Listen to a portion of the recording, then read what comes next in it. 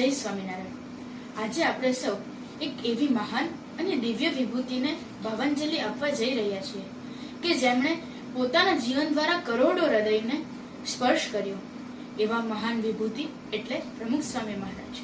પ્રમુખ સ્વામી મહારાજ માત્ર બીએપીએસ સ્વામિનારાયણ સંપ્રદાયના પ્રમુખ કે આધ્યાત્મિક ગુરુ નહોતા, પરંતુ પૃથ્વી પર કરુણા, વાત્સલ્ય અને નિસ્વાર્થ સેવાના સાક્ષાત અવતાર હતા।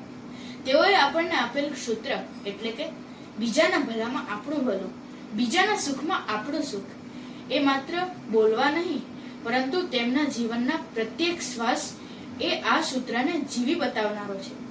તેઓએ વિશ્વભરમાં 1100 થી વધુ મંદિરો બાંધ્યા, દિલ્હી અને ગાંધીનગર જેવા અક્ષરધામોની ભેટ આપી, પરંતુ તેઓનું મુખ્ય કાર્ય તો ચારિત્ર્યવાન મંદિરો બાંધવાનું હતું। અસંખ્ય લોકોને વ્યસન મુક્તિ તરફ વાળ્યા, તૂટેલા પરિવારોને પ્રેમથી જોડ્યા અને સમાજમાં સુહૃદભાવ પ્રવર્તાવ્યો।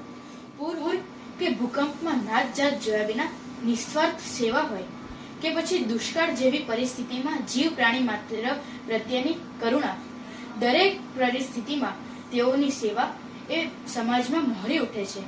ભલે તેઓએ 96 વર્ષની વયે દેહત્યાગ કર્યો હોય, પરંતુ વર્તમાન કાળમાં પરમ પૂજ્ય મહંત સ્વામી મહારાજ દ્વારા એ જ પ્રેરણા પિયુષનું પાન કરી રહ્યા છીએ।